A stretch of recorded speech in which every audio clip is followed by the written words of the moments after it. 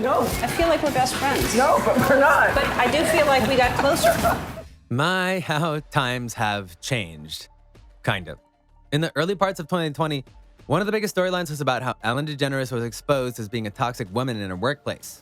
Fast forward to the middle of 2021, and the topic has changed to how she's going to retire after one more season of her show. Whether this is the justice that many wanted, given who was hurt, will be up to them, but it is good to see that she won't be profiting off pain for much longer. The sad part is that it took until 2020 to get caught, given all that people have said about her in years past. Allow us to show you 7 celebs that did try to warn us about Ellen. Be sure to like the video and subscribe to the channel. 7. Caitlyn Jenner. It's not. Look. The only thing is, a lot of Republicans. I don't want to speak for everyone.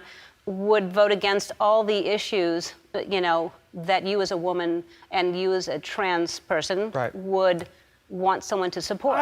This first one is ironic on all sorts of levels, given what was said and done in it and after it. Caitlyn Jenner and her transformation into what she is right now is one that is still being debated and talked about to this day. But when it happened, it caused a media stir that led to a string of interviews on shows like Ellen's. During her time on her show, Ellen was all for Caitlyn and her fight for the rights of transgender people. That is until Caitlyn started to talk about her feelings on marriage. Ellen is not just married, she's happily married to a woman and has been one of the most vocal people in terms of the rights for the community, especially when addressing marriage. According to Jenner, she was once very opposed to it because of her traditionalist nature. But when Jenner tried to recover and say she was okay with it now, Ellen wasn't biting, and that's when things got really awkward. After the interview, Ellen stated that she still didn't understand Jenner's position on the matter of marriage.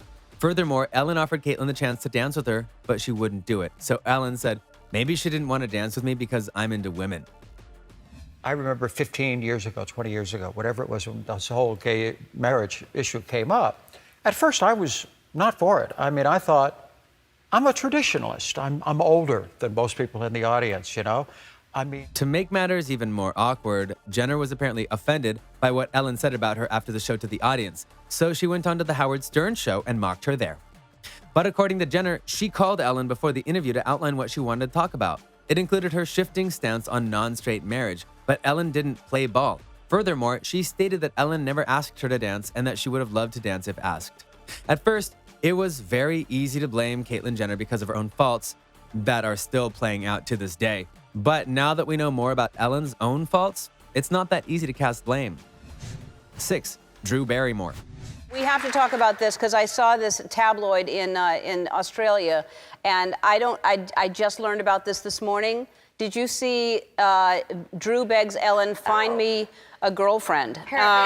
Not all of Ellen's bad sides were shown on her own show, but they were caught in other places. NBC decided to try and make a show called First Dates, a show about how painful and awkward first dates can be and thus get some laughs out of the audience. They decided to bring in Drew Barrymore and Ellen DeGeneres to be co-hosts of the show. But apparently it didn't work out because the two just couldn't get along both on camera and off. For a co-hosting gig, chemistry is everything, and these two apparently just didn't have it, even being referred to as oil and water backstage. Apparently the two were divided in regards to who the top host was, as they each had their own massive fame and fan bases, and each felt that they deserved to be the one calling the shots behind the camera. Between all this friction and anger over who got to control what, the show wasn't picked up for a second season. Why was this proof of how bad Ellen was? Well, she could have played nicer with Barrymore, but apparently that was a no-go. 5. Kelly Ripa. I needed a couple of days to gather my thoughts. After 26 years with this company, I earned the right. Kelly Ripa was once upon a time teamed up with legendary football player Michael Strahan. You would think this would be an odd couple kind of pairing because of their different backgrounds, but in fact, Strahan was perfect for the co-hosting gig, and the audience loved him. They were the top show and duo for some time, but then they broke up, and it wasn't said to be amicable. Wanting to respect the split, many hosts didn't have either of them as guests after it was announced, but Ellen wasted no time getting Strahan on to talk about it in full.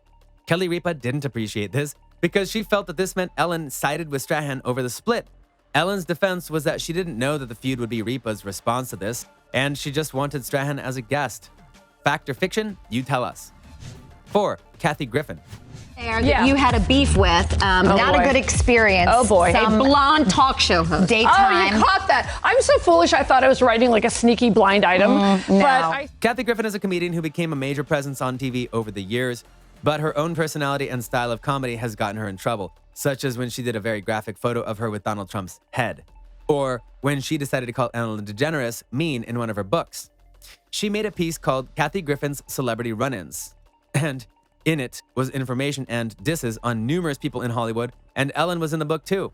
Now, she didn't name her, but the description of the person left no doubt it was Ellen. She noted that Ellen once hosted the Emmy Awards, and she kicked Griffin out of the dressing room. Allegedly, of course.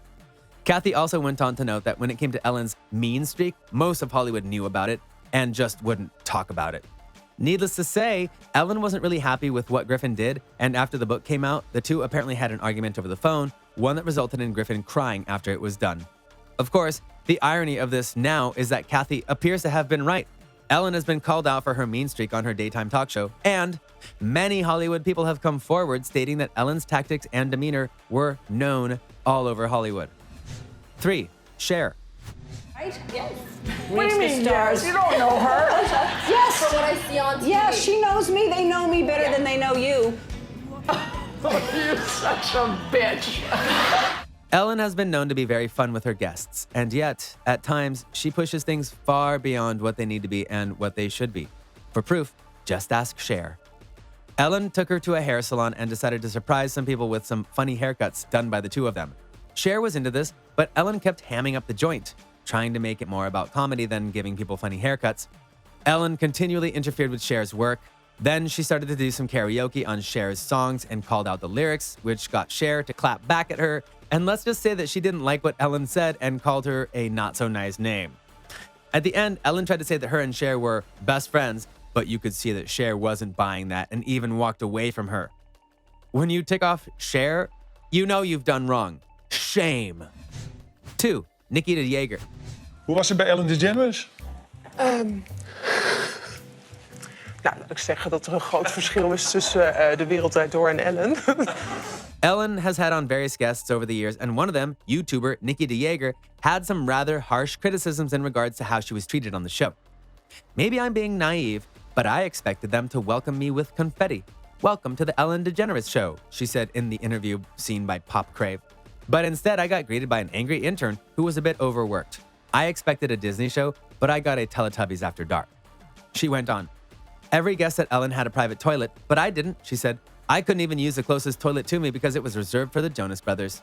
As for Ellen herself, let me say that there's a big difference between this show and Ellen DeGeneres, and I'm saying that in favor of this show, DeJager said, according to a translation by YouTuber T-account Sebastian William.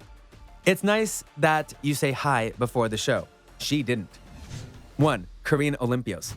Well, Corinne. So, did you enjoy your experience on The Bachelor? Totally. You did? I did. You no regrets?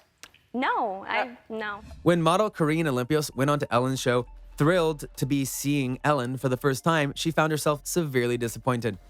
After going on the show, she later did an interview with The Morning Breath and admitted that she was very shocked by how Ellen not only acted on her show behind the scenes, but that overall she was made to feel uncomfortable by Ellen overall, which she clarified by noting that she was a big fan of Ellen going into the show, and yet by the end of it, she had many mixed feelings. Which is a poetic way to say that this is now how many feel about Ellen, because she was once the be kind lady, and now we wonder if she even knows how to be kind. So, what do you think?